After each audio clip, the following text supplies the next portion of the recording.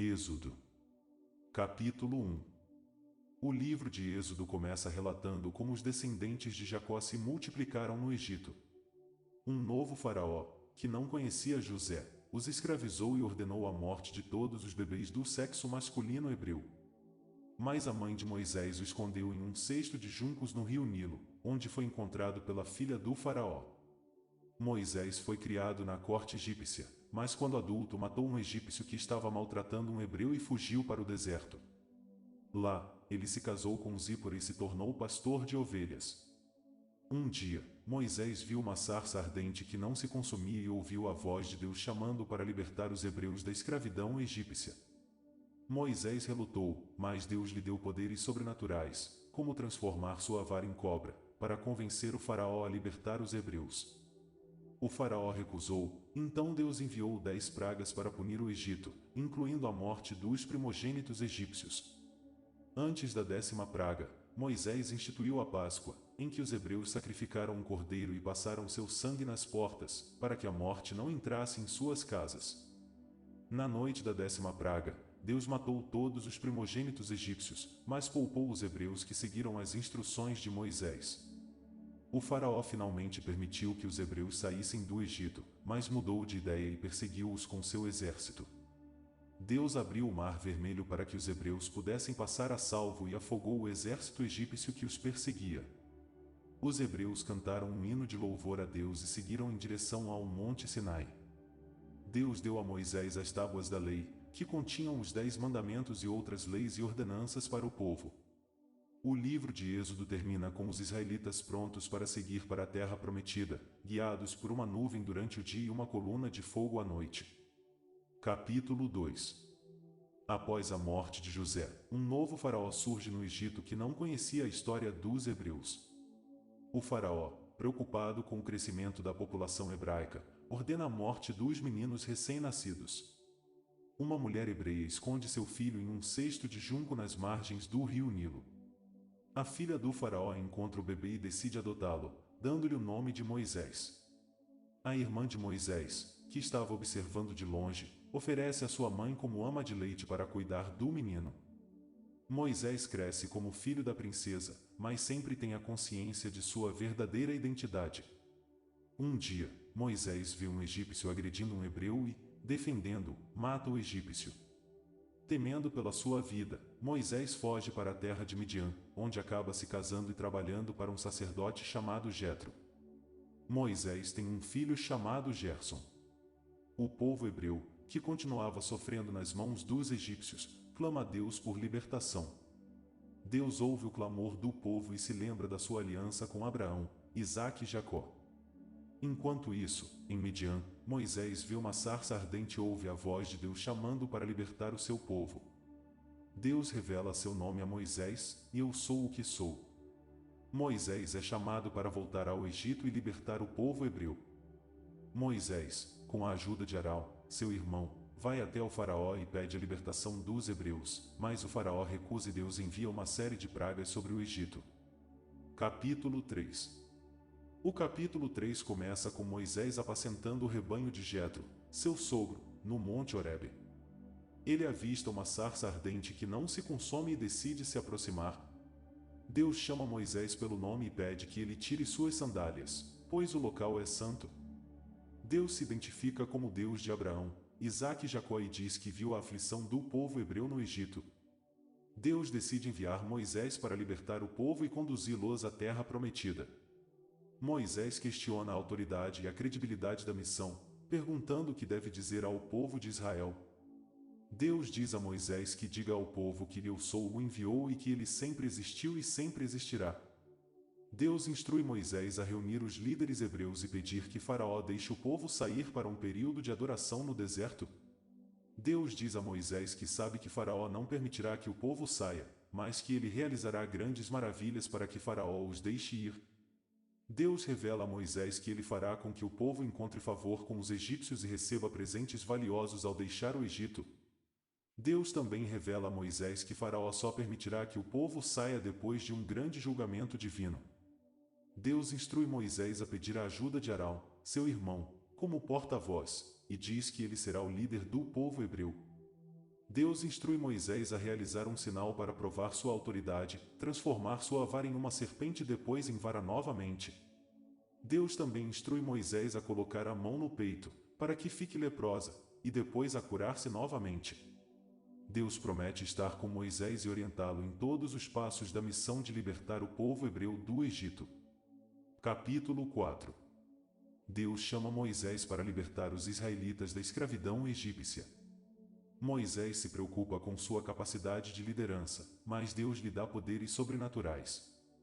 Deus envia pragas para convencer o faraó a libertar os israelitas, mas o faraó se recusa. Moisés realiza milagres diante do faraó para provar sua autoridade divina. Ainda assim, o faraó não liberta os israelitas. Moisés pede permissão para deixar o Egito com os israelitas, mas o faraó nega.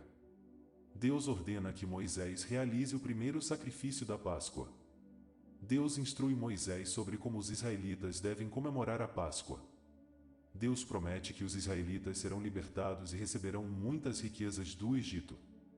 Moisés volta a se preocupar com sua capacidade de liderança, mas Deus o tranquiliza. Deus realiza um milagre para tornar a mão de Moisés leprosa e depois curá-la. Deus dá a Moisés um sinal sobrenatural para mostrar aos israelitas que ele foi escolhido por Deus. Moisés e Arão se encontram com os líderes dos israelitas e os convencem a apoiar a libertação do Egito. Moisés e Arão se encontram com o faraó novamente, mas ele se recusa a libertar os israelitas. Deus diz a Moisés que enviará mais pragas para convencer o faraó a libertar os israelitas. Capítulo 5. Moisés e Arão pedem que o faraó liberte o povo hebreu para adorar a Deus no deserto. O faraó nega o pedido e, em retaliação, aumenta o trabalho escravo do povo hebreu. Os líderes hebreus são criticados pelos trabalhadores pelo aumento da carga de trabalho. Moisés questiona a Deus sobre a situação difícil do povo hebreu. Deus reafirma a promessa de libertação e dá instruções específicas a Moisés. Moisés relata as instruções de Deus a Arão, que deve falar com os líderes do povo hebreu. Moisés e Arão apresentam novamente o pedido de libertação ao faraó. O faraó recusa o pedido e ordena que o trabalho escravo continue. Os hebreus culpam Moisés e Arão pela situação difícil. Moisés questiona Deus novamente sobre a libertação do povo hebreu. Deus reafirma sua promessa e encarrega Moisés de liderar o povo na libertação. Moisés apresenta as instruções de Deus ao povo hebreu. O povo hebreu começa a acreditar na libertação e adora a Deus. O faraó aumenta ainda mais a carga de trabalho, tornando a situação dos hebreus insuportável. Moisés volta a questionar Deus sobre a libertação do povo hebreu. Capítulo 6. Deus fala com Moisés sobre o cumprimento de suas promessas aos patriarcas. Moisés, desanimado, argumenta que seu povo não acreditará nele. Deus revela seu nome a Moisés: Eu sou o que sou. Deus instrui Moisés a ir falar com Faraó e pedir a libertação dos israelitas. Moisés, Arão e seus ancestrais são listados. Moisés relembra a hesitação dos israelitas em acreditar nele. Deus ordena a Moisés que fale com Faraó novamente. Deus promete libertar os israelitas e trazê-los para sua terra prometida. Moisés teme que os israelitas não acreditem nele novamente. Deus renova a promessa de que ele libertará os israelitas. Deus ordena a Moisés que vá a Faraó novamente. Moisés se preocupa que seus lábios não sejam ouvidos pelos israelitas e Faraó. Deus garante que ele fará com que Faraó liberte os israelitas. Moisés informa Arão para falar com os anciãos de Israel sobre a libertação. Os nomes dos pais de Moisés e Arão são listados. Capítulo 7. Deus instrui Moisés a falar com Faraó e pedir a libertação dos hebreus. Moisés e Arão apresentam-se a Faraó, mas este se recusa a libertar o povo. Deus ordena que Moisés lance sua vara no rio Nilo, e ela se transforma em serpente. Os magos do Faraó também transformam suas varas em serpentes, mas a de Moisés devora as outras. Deus instrui Moisés a ferir as águas do Nilo, transformando-as em sangue. Isso acontece, mas os magos do Faraó também transformam água em sangue. Faraó permanece obstinado e não liberta os hebreus. Deus ordena a Moisés que envie pragas sobre o Egito. A segunda praga consiste em uma invasão de rãs. A terceira praga são piolhos que infestam o Egito. A quarta praga são moscas que cobrem o Egito. A quinta praga é uma doença que afeta apenas os animais do Egito. A sexta praga são feridas nos egípcios e nos animais que restaram. A sétima praga é uma chuva de pedras. Ainda assim, Faraó não liberta os hebreus. Capítulo 8. O capítulo 8 de Êxodo começa com Moisés pedindo a Faraó a libertação dos hebreus. Faraó inicialmente recusa, mas após uma praga de rãs, concorda em deixar os hebreus adorarem a Deus no deserto.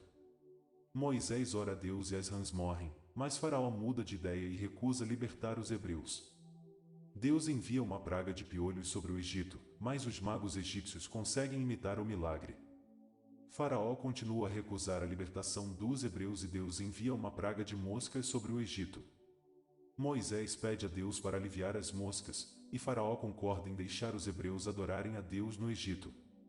Mas assim que as moscas desaparecem, Faraó muda de ideia novamente e recusa a libertação dos hebreus. Deus envia uma praga de morte sobre os rebanhos dos egípcios, mas os rebanhos dos hebreus são poupados. Faraó continua a resistir e Deus envia uma praga de úlceras sobre os egípcios. Os magos egípcios reconhecem a mão de Deus e Faraó pede a Moisés para orar por ele. Mas assim que as úlceras desaparecem, Faraó se recusa a libertar os hebreus. Deus envia uma praga de chuva de granizo, mas os hebreus são poupados. Faraó se arrepende e concorda em libertar os hebreus, mas assim que a chuva de granizo para, ele muda de ideia novamente. Deus envia uma praga de gafanhotos que devoram toda a vegetação do Egito. Faraó finalmente cede e permite que os hebreus partam, mas assim que eles saem, ele se arrepende novamente e envia seu exército para persegui-los. Capítulo 9. O capítulo 9 de Êxodo começa com Deus ordenando a Moisés que avise Faraó sobre a próxima praga. Moisés avisa Faraó sobre uma praga de pestilência que matará todos os animais dos egípcios. Deus poupa os animais dos hebreus e a praga de pestilência mata todos os animais dos egípcios. Faraó ainda se recusa a libertar os hebreus e Deus envia uma praga de úlceras sobre os egípcios. Os magos egípcios reconhecem a mão de Deus, mas Faraó continua a resistir. Deus ordena a Moisés que avise Faraó sobre uma praga de granizo, que destruirá as plantações egípcias. Moisés avisa Faraó e alguns egípcios protegem seus rebanhos, mas a praga de granizo destrói a maior parte das plantações. Faraó pede a Moisés que interceda por ele, mas assim que a chuva para, ele volta a recusar a libertação dos hebreus. Deus ordena a Moisés que avise Faraó sobre uma praga de gafanhotos que devorará tudo o que sobrou das plantações. A praga de gafanhotos é a pior que o Egito já viu e Faraó concorda em libertar os hebreus, mas logo muda de ideia novamente. Deus ordena a Moisés que avise Faraó sobre uma praga de escuridão que durará 3 dias. A praga de escuridão é total e Faraó pede a Moisés que ore por ele, mas novamente muda de ideia. Deus ordena a Moisés que avise Faraó sobre a praga final, a morte dos primogênitos egípcios. Os hebreus são instruídos a sacrificar um cordeiro e marcar suas portas com o sangue para serem poupados. À meia-noite, o anjo da morte passa pelo Egito e mata todos os primogênitos, incluindo o filho de Faraó. Ele finalmente cede e permite que os hebreus partam. Capítulo 10. O capítulo 10 de Êxodo começa com Deus ordenando a Moisés que vá a Faraó e avise sobre as consequências de continuar resistindo. Moisés avisa Faraó sobre uma praga de gafanhotos que cobrirá o Egito e devorará o que sobrou das plantações. Faraó concorda em deixar as crianças irem adorar a Deus no deserto, mas se recusa a libertar os hebreus. A praga de gafanhotos cobre o Egito e devora tudo, exceto a terra dos hebreus. Faraó pede perdão a Moisés, mas quando os gafanhotos desaparecem, ele volta atrás em sua palavra. Deus ordena a Moisés que avise Faraó sobre uma praga de trevas que cobrirá o Egito por 3 dias.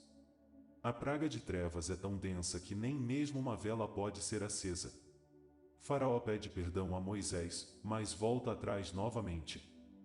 Deus ordena a Moisés que avise Faraó sobre a última praga, a morte dos primogênitos. Os hebreus são instruídos a sacrificar um cordeiro e marcar as portas com o sangue para serem poupados da praga. À meia-noite, o anjo da morte passa pelo Egito e mata todos os primogênitos, incluindo o filho de Faraó. Faraó finalmente cede e permite que os hebreus partam, mas logo muda de ideia novamente e envia seu exército para persegui-los. Deus protege os hebreus e abre o Mar Vermelho para que possam passar a pé enxuto. Quando o exército de Faraó tenta segui-los, o mar se fecha e eles afundam. Os hebreus louvam a Deus por sua libertação e seguem pelo deserto rumo à terra prometida. Deus guia os hebreus com uma nuvem durante o dia e uma coluna de fogo à noite, fornecendo-lhes orientação e proteção durante sua jornada. Capítulo 11. O capítulo 11 de Êxodo começa com Deus falando com Moisés e avisando que a 10ª praga será a última. Deus instrui Moisés a dizer aos hebreus que eles devem pedir aos egípcios ouro, prata e roupas para preparar-se para a partida. Deus também diz a Moisés que ele fará com que os egípcios os tratem com bondade para que possam sair com segurança. Moisés avisa Faraó que a 10ª praga será a morte dos primogênitos e que seu filho também morrerá. Deus diz que Faraó não mudará de ideia, mas permitirá que os hebreus partam depois da morte de seu filho. Moisés avisa os líderes hebreus sobre a morte dos primogênitos e que eles devem seguir as instruções sobre o sacrifício do cordeiro e a marca das portas. Deus diz que essa será a última vez que Faraó se recusará a deixá-los partir e que ele será forçado a expulsá-los. Deus diz a Moisés para instruir os hebreus a pedir objetos de valor aos egípcios, que serão concedidos com facilidade. Deus promete que os hebreus encontrarão favor aos olhos dos egípcios e que serão enviados com muitas riquezas. Deus instrui Moisés a marcar o mês em que os hebreus partirão do Egito como o primeiro mês do calendário. Moisés e Arão comunicam as instruções divinas aos anciãos de Israel, que os ouvem e adoram a Deus. Moisés e Arão deixam a presença de Faraó e saem da cidade. Deus endurece o coração de Faraó, que se recusa a deixar os hebreus partir. Deus avisa Moisés que Faraó não mudará de ideia, mas que ele fará um grande milagre para libertar os hebreus. O capítulo termina com Moisés e Arão deixando Faraó e os hebreus se preparando para partir do Egito. Capítulo 12. O capítulo 12 de Êxodo começa com Deus instruindo Moisés e Arão sobre a celebração da Páscoa. Deus diz a Moisés que o mês atual será o primeiro mês do calendário e que os hebreus devem escolher um cordeiro para cada família. Deus diz que o cordeiro deve ser sem defeito e ser sacrificado ao anoitecer do 14º dia do mês. O sangue do cordeiro deve ser colocado nas laterais e na parte superior das portas de cada casa. Deus diz que os hebreus devem comer o cordeiro com pão sem fermento e ervas amargas. Nenhum osso do cordeiro deve ser quebrado e tudo deve ser comido em uma única noite. Os hebreus devem se vestir com roupas de viagem e estar prontos para partir. Deus promete passar pela terra do Egito naquela noite e matar todos os primogênitos, mas poupando as casas marcadas com o sangue do cordeiro. Deus diz que essa será uma celebração anual para lembrar a libertação dos hebreus do Egito. Moisés comunica essas instruções aos líderes hebreus e eles as seguem à risca. À meia-noite, Deus mata todos os primogênitos do Egito e Faraó ordena que os hebreus partam. Os hebreus pegam o pão sem fermento e outros suprimentos e partem apressadamente do Egito. Deus orienta Moisés a resgatar os ossos de José, que foram levados do Egito, para levá-los à terra prometida. Os hebreus viajam para Sucote e acampam lá por um tempo. O capítulo termina com a jornada dos hebreus em direção à liberdade e o cumprimento das promessas de Deus. Capítulo 13. O capítulo 13 começa com Deus instruindo Moisés a consagrar todos os primogênitos ao Senhor. Deus diz que, para lembrar a libertação dos hebreus do Egito, o primogênito de cada família deve ser redimido com um sacrifício. Deus diz que os hebreus devem observar a festa dos pães sem fermento por 7 dias. Os hebreus devem se abster de comer qualquer coisa fermentada durante esse período. Deus também instrui Moisés a lembrar aos hebreus do momento em que foram libertados do Egito. Deus diz que, todos os anos, os hebreus devem celebrar a Páscoa em memória da libertação do Egito. Os hebreus devem comer pão sem fermento durante a festa dos pães sem fermento. Moisés leva os ossos de José com ele, como Deus havia instruído. Deus guia os hebreus em uma nuvem durante o dia e uma coluna de fogo durante a noite. Os hebreus acampam em Sucote antes de continuarem a jornada. Deus instrui Moisés a conduzir os hebreus pelo caminho mais longo para evitar conflitos com os filisteus. Deus continua a guiar os hebreus em sua jornada para a terra prometida. Os hebreus atravessam o Mar Vermelho com a ajuda de Deus. Deus continua a providenciar maná para os hebreus, que comem durante a jornada. O capítulo termina com os hebreus em sua jornada em direção à liberdade e cumprimento das promessas de Deus. Capítulo 14. O capítulo 14 começa com os hebreus acampados perto do Mar Vermelho. Faraó se arrepende de deixar os hebreus partirem e envia seu exército para persegui-los. Os hebreus ficam apavorados quando veem o exército egípcio se aproximando. Moisés diz aos hebreus para não temerem, pois Deus lutará por eles. Deus diz a Moisés para levantar seu cajado sobre o Mar Vermelho, dividindo as águas para que os hebreus possam atravessá-la.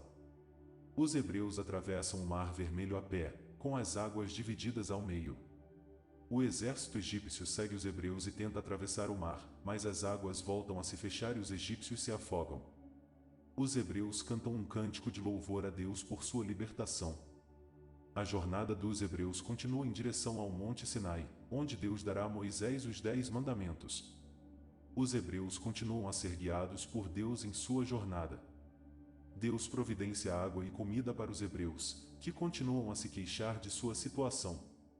Moisés é orientado a construir um tabernáculo para abrigar a Arca da Aliança e as tábuas dos 10 mandamentos. Deus continua a orientar Moisés sobre os detalhes da construção do tabernáculo. A jornada dos hebreus é marcada por muitas provações e testes de fé. O capítulo termina com a jornada dos hebreus em direção à liberdade e ao cumprimento das promessas de Deus. Capítulo 15. O capítulo 15 começa com o cântico de Moisés e dos filhos de Israel após a vitória sobre os egípcios. Eles cantam e louvam a Deus por terem sido libertados da escravidão. O cântico destaca a grandeza de Deus, seu poder e sua vitória sobre o inimigo. O cântico de Moisés é um dos mais antigos trechos poéticos da Bíblia.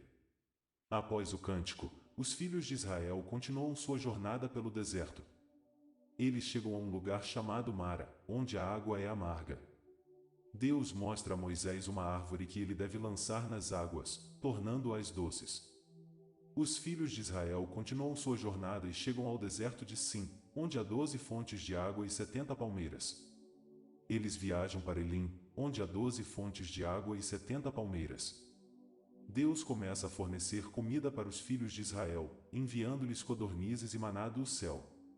Os filhos de Israel devem recolher o maná todos os dias, exceto no sábado. O maná é descrito como uma substância semelhante a pão e mel. Moisés explica que o maná é uma provisão de Deus para sustentar os filhos de Israel em sua jornada pelo deserto. O capítulo termina com a afirmação de que os filhos de Israel obedecem aos mandamentos de Deus. O capítulo 15 é um testemunho da bondade e fidelidade de Deus para com os seus filhos, fornecendo-lhes tudo o que eles precisam em sua jornada rumo à liberdade. Capítulo 16. O capítulo 16 começa com a queixa dos filhos de Israel sobre a falta de comida. Deus promete enviar pão do céu para alimentá-los. À tarde, codornizes chegam para saciar a fome dos filhos de Israel. No dia seguinte, maná cai do céu, e Deus instrui os filhos de Israel a colherem apenas o suficiente para cada dia. Moisés explica que isso é um teste de obediência. Alguns desobedecem e coletam mais maná do que o necessário, mas o maná que sobrou se torna podre e cheio de vermes. No 6º dia da semana, os filhos de Israel coletam o dobro de maná, já que no dia seguinte é o sábado, um dia de descanso. Moisés instrui os filhos de Israel a guardar um pouco de maná como um lembrete do que Deus fez por eles. O maná é descrito como uma substância parecida com flocos de neve ou com sementes de coentro branco. O maná cessa de cair quando os filhos de Israel chegam à terra de Canaã. O capítulo também destaca a importância do sábado como um dia de descanso e de lembrança da obra de Deus. O capítulo mostra que Deus é capaz de prover todas as necessidades de seu povo. Moisés é mostrado como líder, explicando as instruções de Deus aos filhos de Israel. O capítulo enfatiza a importância da obediência a Deus e de confiar nele para prover. O capítulo 16 é uma prova da fidelidade de Deus para com seu povo, provendo-lhes alimento todos os dias em sua jornada pelo deserto. Capítulo 17. Os filhos de Israel chegam a Refidim e descobrem que não há água. Eles reclamam com Moisés e perguntam se ele os trouxe para o deserto para morrer de sede. Moisés clama a Deus, que instrui Moisés a bater em uma rocha, e dela sai água para que o povo beba. Moisés nomeia o lugar Massá e Meribá por causa da descrença dos filhos de Israel. Os amalequitas atacam os filhos de Israel em Refidim. Moisés instrui Josué a liderar a batalha, enquanto Moisés sobe a colina com Arão e Hur. Moisés levanta as mãos em oração durante a batalha, e enquanto ele mantém as mãos levantadas, os filhos de Israel têm a vantagem. Quando ele abaixa as mãos, os amalequitas prevalecem. Arão e Hur ajudam Moisés a manter as mãos levantadas até a vitória dos filhos de Israel. Deus declara que ele irá apagar a memória dos amalequitas. O capítulo destaca a importância da fé em Deus e da liderança de Moisés. A batalha contra os amalequitas mostra que Deus é capaz de garantir a vitória de seu povo. Moisés é mostrado como um líder corajoso que confia em Deus. O capítulo enfatiza a importância da oração e do trabalho em equipe na luta contra inimigos. O capítulo 17 serve como uma prova adicional da proteção de Deus e do cuidado por seu povo, apesar das dificuldades encontradas no deserto. Capítulo 18. Jetro, sogro de Moisés, visita o acampamento dos filhos de Israel no deserto. Ele ouve sobre as maravilhas que Deus fez pelos filhos de Israel no Egito e no deserto. Jetro aconselha Moisés a delegar autoridade para líderes mais jovens. Moisés segue o conselho de Jetro e nomeia líderes para ajudá-lo a julgar o povo.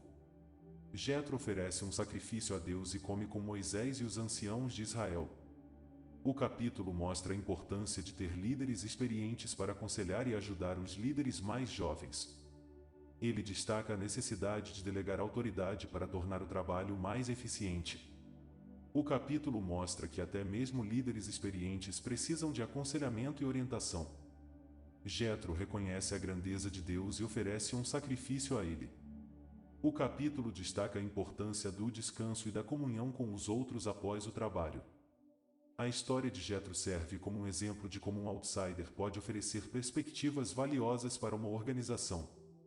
O capítulo enfatiza que ninguém deve tentar fazer tudo sozinho, e que é importante confiar em outras pessoas para ajudar. Moisés é mostrado como um líder que ouve conselhos e é capaz de mudar sua abordagem. O capítulo mostra que Deus pode usar pessoas de diferentes origens e culturas para ajudar em sua obra. A visita de Jetro destaca a importância de ter uma rede de apoio e aconselhamento para lidar com o estresse e as dificuldades da liderança. Capítulo 19. Os filhos de Israel chegam ao deserto do Sinai. Deus fala com Moisés na montanha e diz que eles serão seu povo. Deus ordena que Moisés informe aos filhos de Israel que eles serão um reino sacerdotal e uma nação santa. Moisés informa ao povo as palavras de Deus. O povo concorda em obedecer às palavras de Deus. Deus instrui Moisés a preparar o povo para a sua presença na montanha. Moisés instrui o povo a se purificar e a se preparar para ouvir a voz de Deus. No terceiro dia, Deus desce na montanha em meio a trovões e relâmpagos. Deus dá a Moisés os 10 mandamentos e outras leis. O povo fica aterrorizado e pede a Moisés que fale com Deus por eles. Moisés sobe novamente na montanha e recebe mais instruções de Deus. O capítulo enfatiza a importância da obediência e da santidade. O povo é instruído a se purificar e a se preparar para a presença de Deus. Deus se revela em meio a trovões e relâmpagos para mostrar a sua grandeza e poder. Os 10 mandamentos são dados como um guia para a vida e a adoração, mostrando a vontade de Deus para o seu povo. Capítulo 20. Deus dá os 10 mandamentos a Moisés na montanha. O primeiro mandamento é para não ter outros deuses além de Deus. O segundo mandamento proíbe a adoração de imagens de escultura. O terceiro mandamento proíbe tomar o nome de Deus em vão. O quarto mandamento ordena que o sábado seja guardado como um dia santo. O quinto mandamento exige honrar pai e mãe. O sexto mandamento proíbe o assassinato. O sétimo mandamento proíbe o adultério. O oitavo mandamento proíbe o roubo. O nono mandamento proíbe a falsa testemunha. O 10º mandamento proíbe a cobiça. O povo fica aterrorizado com a presença de Deus e pede a Moisés para falar com ele. Deus instrui Moisés sobre a construção de um altar de terra ou pedra. Deus proíbe a construção de altares de pedra esculpida e a colocação de escadas para subir neles. O capítulo termina com a instrução de que qualquer altar deve ser construído sem degraus para que nenhuma nudez seja exposta durante o ato de adoração. Capítulo 21. Deus dá instruções a Moisés sobre leis civis para o povo de Israel. Escravos hebreus devem ser libertados após 6 anos de trabalho. Se um escravo hebreu optar por continuar servindo seu mestre, deve ter sua orelha perfurada em um ritual simbólico. Se um escravo for espancado até a morte, o dono deve ser punido. Se um homem ferir uma mulher grávida, deve pagar uma indenização se a criança nascer saudável, mas se a criança morrer, o homem deve ser punido. Uma pena de morte pode ser dada a quem amaldiçoar seus pais. Se um animal matar uma pessoa, deve ser morto e não comido. Se um poço for descoberto em um campo, o proprietário deve ser avisado antes que os animais bebam da água. Se um homem roubar um boi ou uma ovelha e for pego, deve pagar 4 vezes o valor. Se um homem causar dano à propriedade de outra pessoa, deve pagar uma indenização. Se um homem seduzir uma virgem, deve pagar um preço de noiva e se casar com ela. Feiticeiros e bruxos não devem ser permitidos viver. Qualquer pessoa que fizer sexo com um animal deve ser morta. A pena de morte pode ser dada por adultério, incesto e homossexualidade. Aqueles que subornam juízes ou testemunhas serão punidos. Capítulo 22. Deus dá instruções para Moisés sobre restituição e indenização em caso de roubo, danos ou perda. Se alguém roubar um boi ou uma ovelha e for pego, deve pagar o dobro do valor. Se um homem queimar a propriedade de outro, deve pagar uma indenização. Se um homem pedir dinheiro emprestado e não conseguir pagar, pode ser vendido como escravo. Se um homem seduzir uma virgem que não é comprometida, deve pagar um preço de noiva e se casar com ela. Uma bruxa não deve ser permitida viver. Qualquer um que se deitar com um animal deve ser morto. As viúvas e os órfãos não devem ser maltratados. Se alguém emprestar algo a seu vizinho e o item for danificado, o proprietário deve pagar uma indenização. Se um homem seduzir uma virgem comprometida, ele deve pagar um preço de noiva ao pai dela. O sábado deve ser guardado como um dia sagrado. As pessoas devem honrar a Deus e os líderes que ele escolhe. Os israelitas devem oferecer a Deus seus primeiros frutos e primogênitos. O povo de Israel não deve cozinhar um cabrito no leite de sua mãe. Deus promete enviar um anjo para proteger os israelitas enquanto eles viajam para a terra prometida.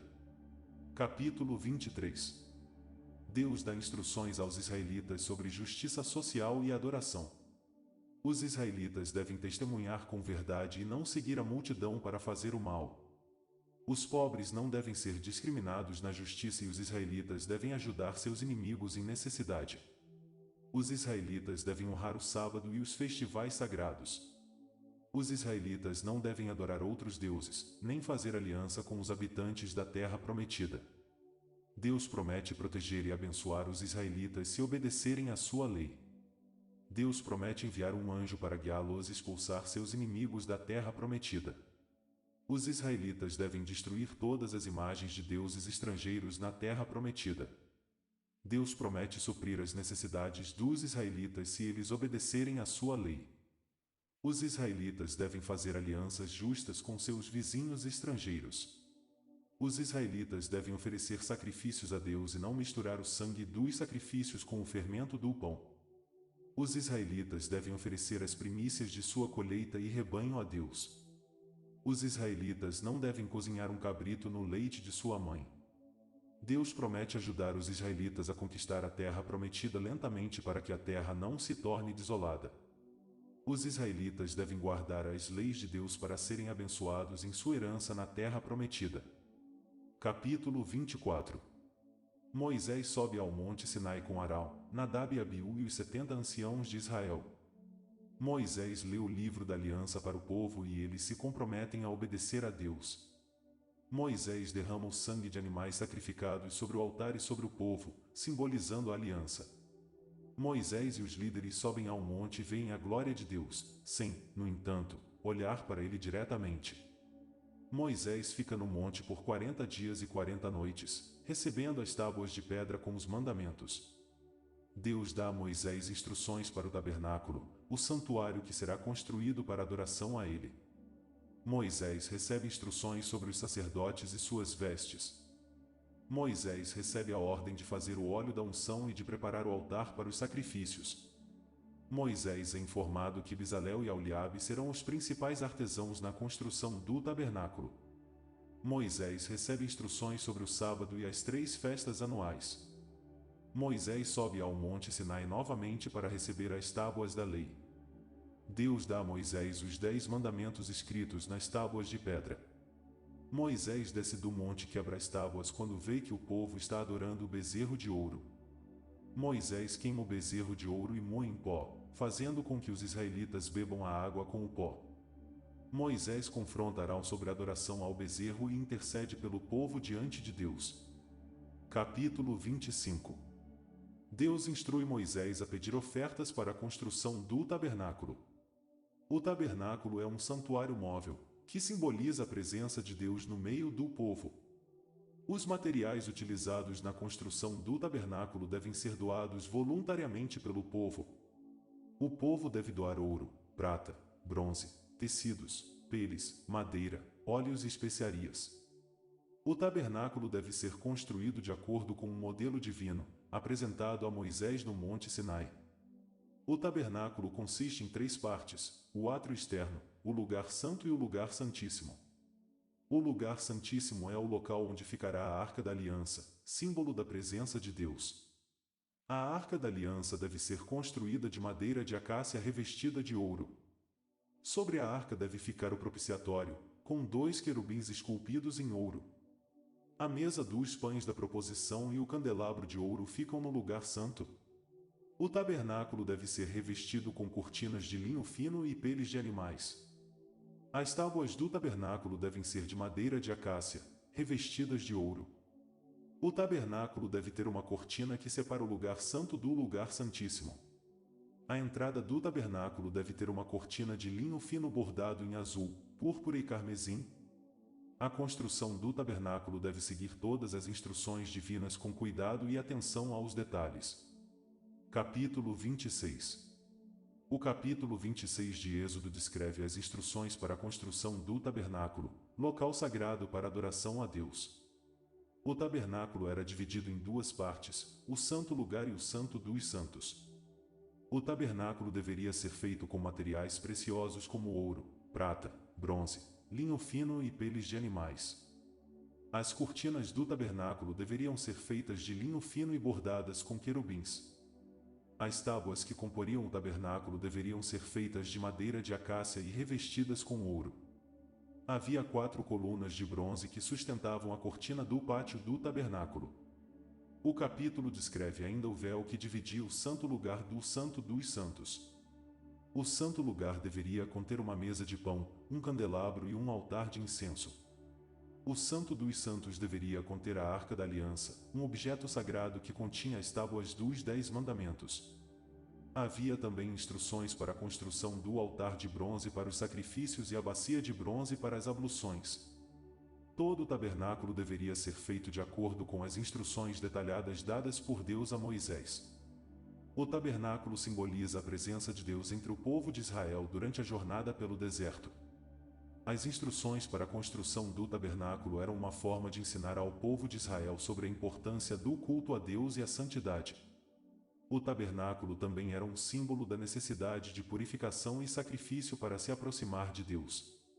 A construção do tabernáculo foi uma tarefa realizada por artesãos habilidosos e com a ajuda dos israelitas, demonstrando a importância do trabalho em equipe e da dedicação para adorar a Deus. Capítulo 27. O Senhor orienta Moisés a construir o altar do holocausto de madeira de acácia com cobre.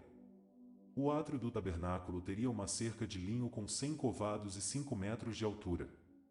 A entrada do átrio teria uma cortina de 20 cúbitos de azul, púrpura e carmesim. A estrutura do tabernáculo deveria ser de madeira de acácia coberta com peles de animais. As tábuas da estrutura seriam mantidas no lugar com bases de prata e travessas de madeira de acácia. O Senhor instruiu Moisés a construir o candelabro de ouro puro com 7 lâmpadas. A mesa dos pães da proposição também deveria ser construída com madeira de acácia e coberta de ouro puro.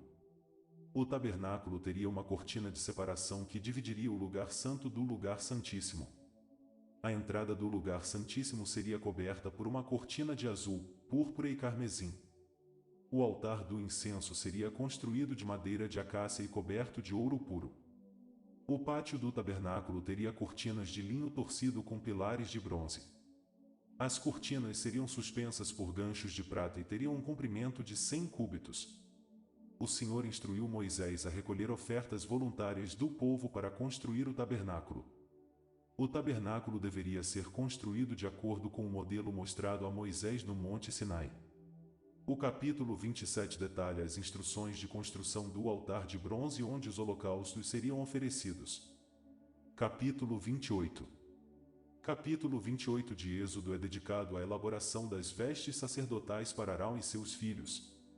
O Senhor convoca Arão, seu irmão, e seus filhos para servirem como sacerdotes. Arão seria o sumo sacerdote, responsável por interceder pelo povo diante de Deus. As vestes eram um sinal de santidade e distinção do sacerdócio. O peitoral era a peça mais importante, com 12 pedras representando as 12 tribos de Israel. O Urim e Tumim, provavelmente pedras utilizadas para discernir a vontade de Deus, também estariam no peitoral. O éfode, túnica sacerdotal, possuía um bordado de fios de ouro, azul e púrpura. As vestes ainda incluíam um turbante, uma túnica de linho fino, calções de linho, um cinto e uma capa. As vestes foram feitas segundo as instruções divinas a Moisés. Bezalel, Aholiabe e outros artesãos habilidosos foram responsáveis pela produção das vestes. A produção das vestes foi financiada pelas ofertas voluntárias do povo. As vestes simbolizavam a importância da pureza e santidade no serviço a Deus. As vestes sacerdotais eram um tipo de antecipação do papel que Jesus desempenharia como nosso sumo sacerdote. Em Hebreus 4:14, 16 e 9:11-14, Jesus é descrito como nosso sumo sacerdote perfeito, que ofereceu a si mesmo como sacrifício por nossos pecados. Assim como os sacerdotes precisavam de vestes santas para se aproximar de Deus, precisamos de Jesus como nosso mediador para termos acesso a Deus. Capítulo 29. O capítulo 29 trata da consagração dos sacerdotes. A consagração inclui lavagem, vestimenta com trajes especiais e unção com óleo. Um novilho e 2 carneiros são oferecidos em sacrifício. O sangue dos animais é aspergido nos chifres do altar e nos pés dos sacerdotes. As gorduras dos animais são queimadas no altar como oferenda a Deus. O peito e a coxa do novilho e dos carneiros são cozidos e comidos pelos sacerdotes. A consagração dura 7 dias e durante esse tempo os sacerdotes devem permanecer na tenda da congregação. O altar é consagrado com óleo e sacrificado um cordeiro diariamente. A consagração dos sacerdotes é necessária para que possam exercer suas funções de interceder pelo povo perante Deus. A oferta do sacrifício simboliza a purificação dos sacerdotes e sua separação para o serviço sagrado. O sacrifício também serve como uma forma de expiação pelos pecados do povo. A lavagem dos sacerdotes simboliza a necessidade de pureza e santidade no serviço a Deus. A unção com óleo representa a capacitação divina para o desempenho do ministério sacerdotal. A coxa e o peito do sacrifício representam a comunhão entre Deus, os sacerdotes e o povo. A consagração dos sacerdotes é uma figura do sacerdócio de Jesus Cristo, que ofereceu a si mesmo como sacrifício pelos pecados do mundo. Capítulo 30. O capítulo 30 trata do altar de incenso e do imposto do santuário. O altar de incenso é feito de madeira de acácia, com uma cobertura de ouro puro. O altar é utilizado para queimar incenso pela manhã e à tarde. O incenso é composto por ingredientes específicos, incluindo mirra, canela e cássia. O imposto do santuário é uma contribuição obrigatória que todo homem deve pagar quando é contado no censo. O dinheiro coletado é utilizado para a manutenção do tabernáculo. Cada pessoa deve pagar meio siclo, o que era cerca de 6 gramas de prata. Aqueles que não pagam o imposto serão considerados culpados e sujeitos à punição. O capítulo também fala sobre a bacia de bronze, que é utilizada para lavar os sacerdotes antes de entrar no santuário. A bacia é feita de bronze e tem espelhos de bronze em sua base. A água utilizada na bacia deve ser sempre limpa. A construção e a utilidade da bacia e do altar de incenso foram instruídas diretamente por Deus a Moisés. A obediência a essas instruções é vista como um sinal de respeito e santidade. Deus também instruiu Moisés a fazer um óleo sagrado para ungir o tabernáculo e seus objetos sagrados. O capítulo encerra com a reiteração da importância da obediência às instruções de Deus. Capítulo 31. Deus escolheu Bezalel e Aholiabe para liderar a construção do tabernáculo. O Espírito de Deus capacitou Bezalel e Aholiabe com habilidades artísticas e de artesanato. Deus ordenou que o povo de Israel obedecesse aos seus mandamentos e guardasse o sábado. Deus entregou a Moisés as tábuas de pedra contendo os 10 mandamentos. O mandamento de santificar o sábado foi reforçado, com ênfase na importância de guardar esse dia sagrado. O sábado é uma aliança perpétua entre Deus e o povo de Israel. Deus proíbe a construção de ídolos e ordena que o povo observe os seus estatutos e leis. A observância do sábado é uma lembrança da criação do mundo em 6 dias e do descanso no 7º dia. Deus concede sabedoria e entendimento para aqueles que executam as suas ordens. A proibição de trabalhar no sábado é uma expressão de confiança em Deus e na sua provisão. O povo de Israel deve contribuir com ofertas para a construção do tabernáculo. O propósito do tabernáculo é habitar no meio do povo de Israel e ser um lugar de adoração e sacrifício. O altar de incenso representa as orações do povo de Israel subindo a Deus. A pia de bronze é um símbolo de purificação e santificação. O óleo da unção é uma representação da presença e bênção de Deus sobre o sacerdote e o povo de Israel. Capítulo 32. O povo de Israel estava impaciente pela ausência de Moisés na montanha. Eles pediram a Arão que fizesse deuses para eles. Arão concordou e fez um bezerro de ouro. O povo adorou o bezerro de ouro e ofereceu-lhe sacrifícios. Deus disse a Moisés para descer da montanha porque o povo estava adorando um ídolo. Moisés desceu da montanha e ficou furioso ao ver o bezerro de ouro. Ele quebrou as tábuas da lei e destruiu o bezerro de ouro. Moisés perguntou a Arão o que ele havia feito. Arão disse que o povo lhe pediu para fazer um Deus para eles. Moisés repreendeu Arão por ter desobedecido a Deus. Moisés pediu que aqueles que estivessem do lado do Senhor viessem até ele. Os levitas se juntaram a Moisés e Deus os abençoou. Moisés pediu que Deus perdoasse o povo. Moisés subiu de volta à montanha para falar com Deus. Ele pediu que Deus perdoasse o povo de Israel. Capítulo 33. Após a adoração ao bezerro de ouro, Deus instrui Moisés a liderar o povo para a terra prometida. Moisés monta uma tenda do lado de fora do acampamento para encontrar-se com Deus. Quando Moisés entra na tenda, a coluna de nuvem desce e Deus fala com ele face a face. Moisés pede a Deus para mostrar-lhe sua glória e Deus promete passar diante dele. Deus diz a Moisés que ele fará um novo acordo com o povo e escreverá seus mandamentos em tábuas de pedra. Moisés volta ao acampamento e avisa o povo para remover suas joias e adornos, e se arrepender de seu pecado. Moisés volta à tenda para falar com Deus e pedir-lhe que esteja com o povo na jornada. Moisés pede a Deus para mostrar-lhe seu caminho para que ele possa conhecer melhor a Deus e andar em seu caminho. Deus promete a Moisés que sua presença irá com o povo e que ele será abençoado. Moisés pede a Deus para perdoar o povo pelo pecado do bezerro de ouro e para acompanhá-los na jornada. Deus instrui Moisés a fazer novas tábuas de pedra para reescrever os mandamentos. Moisés passa 40 dias e 40 noites na montanha com Deus recebendo os mandamentos e instruções. Durante este tempo, o povo começa a ficar impaciente e pede a Arão para fazer um Deus para eles. Arão faz um bezerro de ouro e o povo adora ele. Deus fica irado com o povo e ameaça destruí-los, mas Moisés intercede em seu favor. Capítulo 34. Deus ordena que Moisés prepare 2 tábuas de pedra como as anteriores. Deus revela seu nome a Moisés como o Senhor, Deus misericordioso e clemente, tardio em irar-se e grande em benignidade e verdade.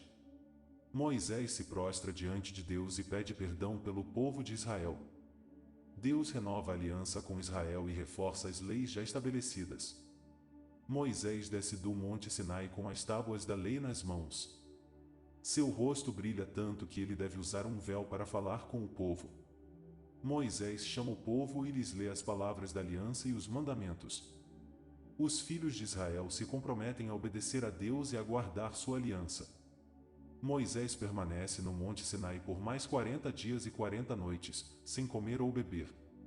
Durante esse tempo, Deus escreve novamente os 10 mandamentos nas tábuas de pedra.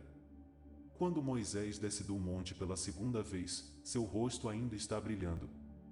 Ele se comunica com o povo e lhes dá todas as leis e estatutos que Deus lhe deu. Moisés cobre o rosto com um véu sempre que fala com o povo. Os filhos de Israel veem Moisés com confiança e respeito. Moisés coloca as tábuas da lei na arca da aliança e a cobre com o véu. Capítulo 35. O capítulo 35 do livro de Êxodo é uma continuação da narrativa sobre a construção do tabernáculo. Moisés convoca toda a comunidade para contribuir com materiais e ofertas voluntárias para a construção do tabernáculo. Ele começa enumerando as ofertas que podem ser dadas: o ouro, prata, bronze, tecidos, madeira, óleos, especiarias e pedras preciosas. Moisés enfatiza que essas ofertas devem ser voluntárias e de coração sincero. Ele chama os artesãos hábeis e os coloca à frente da construção do tabernáculo, dando-lhes instruções detalhadas. O capítulo lista as peças de mobília que devem ser construídas, como a arca da aliança, a mesa dos pães da proposição e o candelabro de ouro.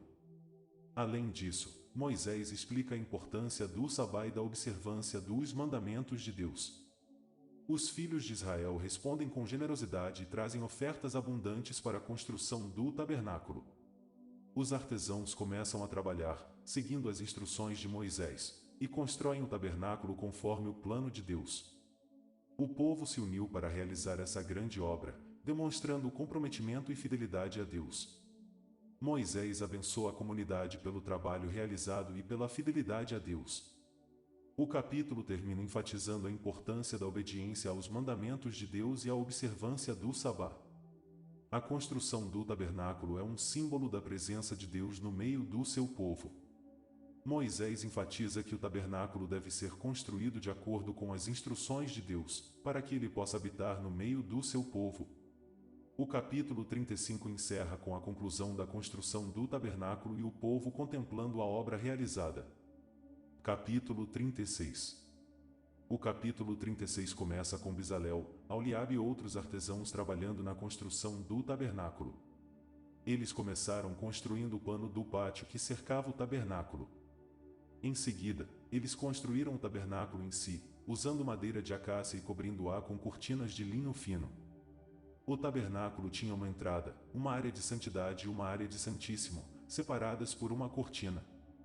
O artesão também construíram a arca da aliança, uma mesa para pães da proposição e um candelabro. O capítulo 36 também descreve a construção das cortinas para o tabernáculo e como elas foram tecidas em vários padrões e cores. Bezalel e Aholiabe também fizeram as cortinas de couro de carneiro que cobriam o telhado do tabernáculo. As tábuas de acácia que foram usadas para construir as paredes do tabernáculo foram cobertas com ouro puro. Os ganchos e varas que foram usados para carregar o tabernáculo foram feitos de ouro e de madeira de acácia. As cortinas, tábuas e todos os outros materiais foram cuidadosamente medidos e cortados para se encaixarem perfeitamente. Todos os utensílios do tabernáculo foram feitos de ouro puro. Bezalel, Aholiabe e os artesãos trabalharam diligentemente no tabernáculo até que tudo fosse concluído conforme o Senhor havia ordenado a Moisés. O capítulo 36 encerra com a conclusão da construção do tabernáculo, incluindo as cortinas do pátio e todas as peças de mobiliário e utensílios. Os israelitas trouxeram tudo o que era necessário para a construção do tabernáculo, e as contribuições foram tão generosas que Moisés teve que pedir que parassem de trazer mais materiais. O capítulo 36 é um testemunho da habilidade, criatividade e diligência dos artesãos escolhidos por Deus para construir o lugar de adoração que ele havia ordenado. Capítulo 37. Bezalel e Aholiabe são escolhidos por Deus para construir o tabernáculo.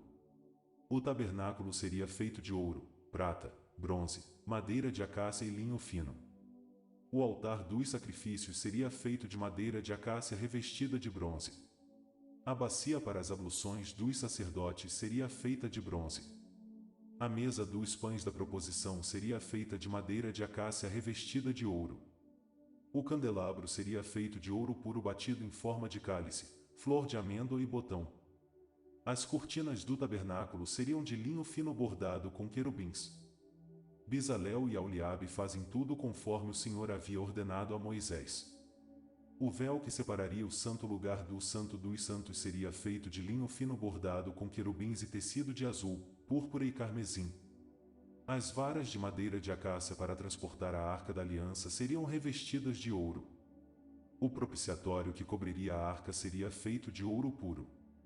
Os querubins de ouro seriam colocados nas extremidades do propiciatório, com as asas estendidas para cima. A arca conteria as tábuas da lei, que foram entregues a Moisés no Monte Sinai. A arca seria colocada no Santo dos Santos, onde a presença de Deus habitaria entre os querubins. O tabernáculo seria um lugar sagrado onde os israelitas se reuniriam para adorar e buscar a Deus. Capítulo 38. Bezalel e Aholiabe fizeram o altar do holocausto de bronze, com medidas de 5 por 5 covados e 3 de altura. Fizeram também a pia de bronze para a purificação, com medidas de 2 covados de largura e 1,5 de altura. As cortinas do pátio foram feitas de linho torcido, com 100 covados de comprimento e 20 de largura. Bezalel fez a entrada do pátio com um tecido de azul, púrpura e escarlate, pendurado por 4 colunas de bronze. Fez o altar de bronze para as ofertas de manjares e a unção, com medidas de 3 por 3 covados e 1,5 de altura. Bezalel construiu a estrutura para a tenda com tábuas de madeira de acácia revestidas de ouro. A cortina interior da tenda foi feita de linho fino, com querubins bordados em azul, púrpura e escarlate. A Arca da Aliança foi feita de madeira de acácia revestida de ouro, com medidas de 2,5 covados de comprimento, 1,5 de largura e altura. O propiciatório, com querubins de ouro batido, foi colocado sobre a arca. Bezalel fez a mesa dos pães da proposição com madeira de acácia revestida de ouro. Fez também o candelabro de ouro batido com 7 lâmpadas, uma em cada braço. Bezalel construiu o altar do incenso de madeira de acácia revestida de ouro, com medidas de 1 côvado de comprimento e largura e 2 de altura. Foi feita a cortina da entrada da tenda com tecido de azul, púrpura e escarlate, pendurado em 5 colunas de bronze.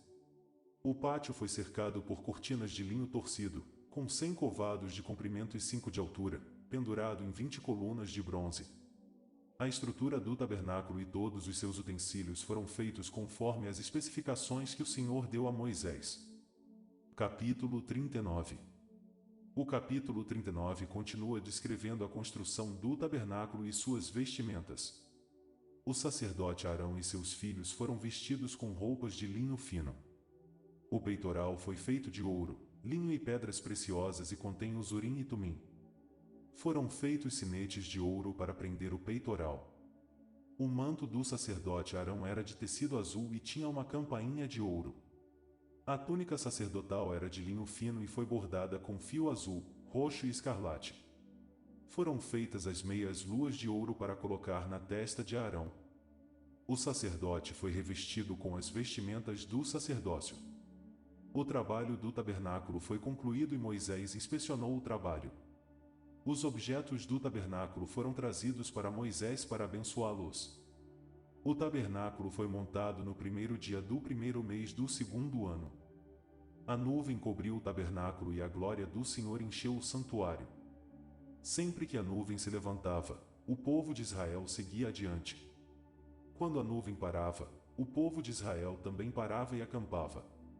O Senhor guiou o povo de Israel pelo deserto durante todos os seus dias. Capítulo 40. O Senhor ordena a Moisés que monte a tenda do encontro no primeiro dia do primeiro mês. Moisés faz tudo conforme as ordens que recebeu do Senhor. No 15º dia do primeiro mês, a tenda do encontro é montada. A arca é colocada dentro da tenda, assim como a mesa dos pães da proposição e o candelabro. O véu é colocado separando o lugar santo do lugar santíssimo. A mesa dos pães é colocada no lugar santo, assim como o candelabro. O altar do incenso é colocado em frente ao véu. O altar de holocaustos é colocado fora da tenda, em frente à entrada. A pia de bronze é colocada entre o altar e a tenda. Todo o trabalho da construção é abençoado por Deus.